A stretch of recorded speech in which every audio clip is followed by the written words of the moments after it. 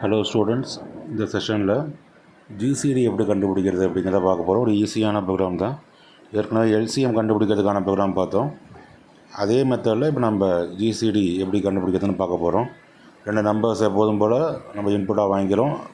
2 variables use பண்ணிக்கிறோம். அதுக்காக X and Y அப்படின்னு சொல்லி எக்ஸ் லெஸ் தென் ஒய் அப்படின்னு சொன்னால் எஸ்எம்ங்கிற ஸ்மால்ங்கிற வேரியபிளில் எக்ஸ் ஸ்டோர் ஆகும். சப்போஸ் இல்லை அப்படின்னு சொன்னால் ஃபால்ஸுன்னா எஸ்எம்மில் ஒய் ஸ்டோர் ஆகும். அதுதான் நம்மளுக்கு இந்த அடுத்து கொடுக்கக்கூடிய ஃபார் லூப்புக்கு அப்பர் லிமிட்டாக ஒர்க் ஆகுது. எஸ்எம் தான். ஸோ அந்த லிமிட் வரைக்கும் இருக்கக்கூடிய டிவைசஸை எடுத்து எக்ஸையும் ஒய்யும் நம்ம டிவைட் பண்ணுதான்னு சொல்லி செக் பண்ணிக்கிட்டே வர போகிறோம். இதுதான் இதுக்கான ஐடியா. அப்போ எஸ்எம்மில் கொடுக்குற வேல்யூ தான் அடுத்து கொடுக்கக்கூடிய இந்த ஃபார் லூப்புக்கான அப்பர் லிமிட்டு. இந்த ஃபார் லூப்பில் ஃபார் ஐன்னு கொடுத்துருக்கோம், ஐயின் ரேஞ்ச் ஆஃப்னு கொடுத்துருக்கோம். இப்போ ஐ தான் நம்ம டிவைஸராக யூஸ் பண்ணிக்க போகிறோம். அப்போ அந்த லிமிட் 1 to SM வரைக்கும் ஒர்க் ஆகும். எஸ்எம்மில் இருக்கக்கூடிய வேல்யூ வரைக்கும் அந்த ஃபார் லூப் ஒர்க் ஆகும். ஒவ்வொரு முறையும் ஐயோட வேல்யூ வச்சுக்கிட்டு எக்ஸையும் ஒய்யும் டிவைட் பண்ணுதா அப்படின்னு சொல்லி செக் பண்ணுறோம். ரெண்டையுமே டிவைட் பண்ணிடுச்சு அப்படின்னு சொன்னால் அதுதான் ஜிசிடி வேல்யூ. ஸோ அதான் ஜிசிடிங்கிற அவுட்புட் வேரியபிள் ஐங்கிறத ஸ்டோர் பண்ணிடுறோம். ஸோ இந்த ப்ராசஸை நம்ம கண்டினியூஸாக ஒர்க் பண்ணிக்கிட்டே வரும். அப்போ எந்தெந்த வேல்யூஸ்லாம் ஐயில் வரக்கூடிய எந்தெந்த வேல்யூஸ்லாம் எக்ஸையும் ஒய்யும் ஒரே சமயத்தில் டிவைட் பண்ணுதோ அந்த வேல்யூலாம் நம்ம ஜிசிடியில் ஸ்டோர் பண்ணுற மாதிரி பண்ணிக்கிட்டே வரும்.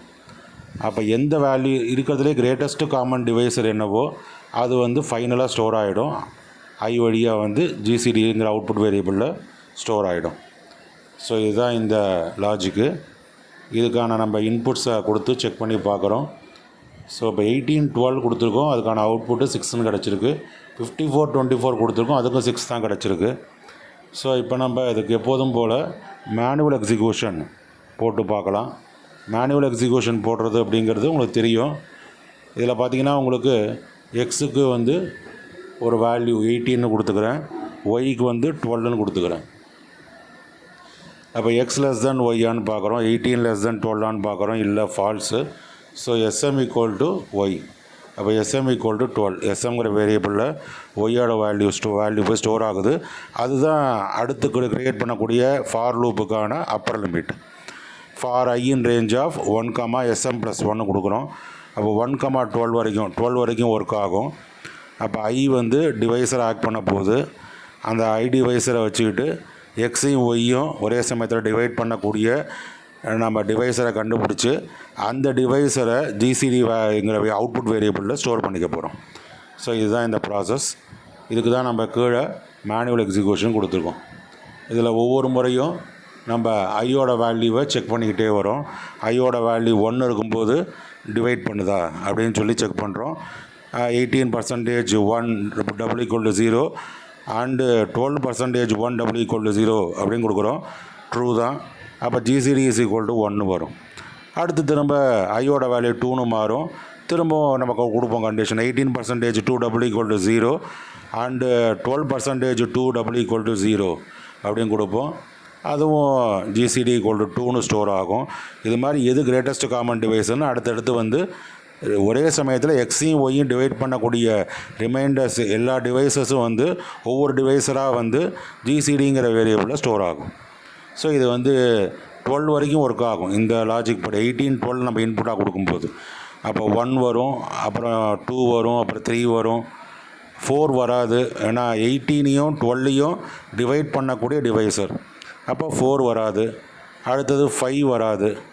அடுத்தது பார்த்திங்கன்னா 6 வரும். ஜிசிடி = 6ன்னு வரும்.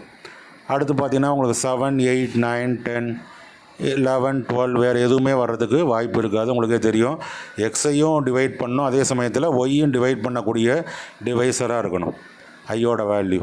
அப்போ ஃபைனலாக நம்மளுக்கு வந்திருக்கிற வேல்யூ ஜிசிடியில் 6ங்கிற வேல்யூ தான் வந்திருக்கும்.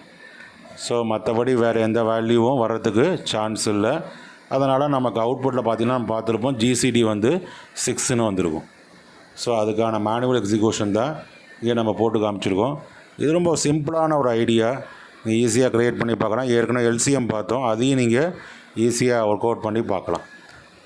ஸோ இதில் பார்த்தீங்கன்னா ஒவ்வொரு நம்பராக I = 3க்கு நான் போட்டு காமிக்கிறேன். இது நம்ம செய்யணுங்கிறது இல்லை, பட் ஆனால் நீங்கள் புரிஞ்சுக்கணுங்கிறதுக்காக ஸ்டெப் பை ஸ்டெப்பாக கொடுத்துக்கிட்டே வரோம். நம்ம இதை நீங்கள் ஒவ்வொரு ஸ்டெப்பாக பார்த்து அண்டர்ஸ்டாண்ட் பண்ணிக்கலாம். எந்த இதெல்லாம் ஜிசிடிங்கிற வேரியபிளில் வந்து ஐயோட வேல்யூ வந்து ஸ்டோர் ஆகுது அப்படிங்கிறத நம்ம தெரிஞ்சுக்கலாம்.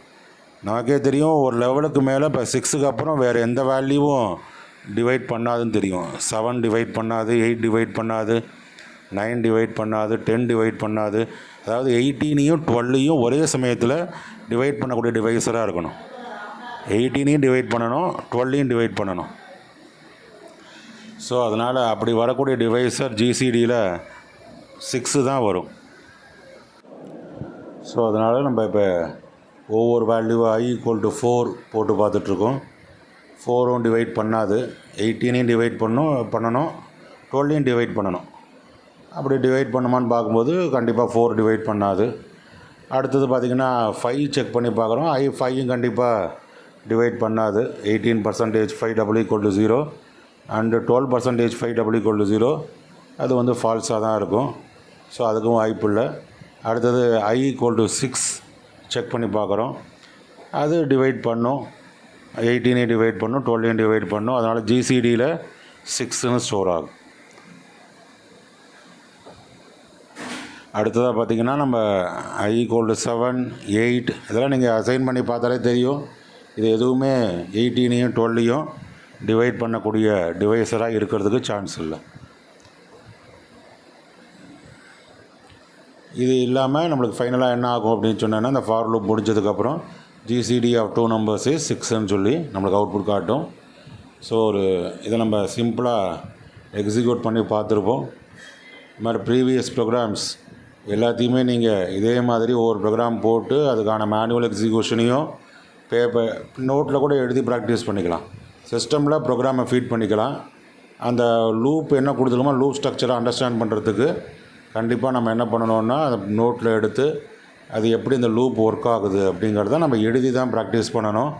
ப்ராக்டிஸ் பண்ணுறோம் அப்படின்னு சொல்லும்போது அந்த லூப்புக்கு கண்டிப்பாக நல்லா அண்டர்ஸ்டாண்ட் ஆகும், எந்த ப்ராப்ளமும் இருக்காது. ஸோ ஃபர்தராக ப்ரோக்ராம்ஸ் போடும்போது உங்களுக்கு எந்த ப்ராப்ளமும் வராது. இது டெய்லி ப்ராக்டிஸ் பண்ணிக்கிட்டே வரணும். ஸோ இதில் பார்த்திங்கன்னா ஏற்கனவே எல்சிஎம் ஒர்க் அவுட் பண்ணி பார்த்தோம். அது மாதிரி இப்போ ஜிசிடி ப்ரோக்ராம் ஒர்க் அவுட் பண்ணி பார்க்குறோம். இன்னும் வரக்கூடிய செஷனில் வேறு என்னென்ன வெரைட்டிஸ் இருக்கோ, மேத்தமெட்டிக்கல் லாஜிக்ஸ் இல்லை வேறு என்ன வெரைட்டிஸ் இருக்கோ அதை நம்ம பார்த்துக்கிட்டே வருவோம். ஸோ இதெல்லாம் ரொம்ப இம்பார்ட்டண்ட்டாக ஸ்டாண்டர்டாக இருக்கக்கூடிய லாஜிக் எல்லாத்தையுமே நம்ம பார்த்துட்டு தான் வரப்போகிறோம். ஸோ சரியானபடி ஃபாலோ பண்ணுங்கள், ஒர்க் அவுட் பண்ணி பாருங்கள்.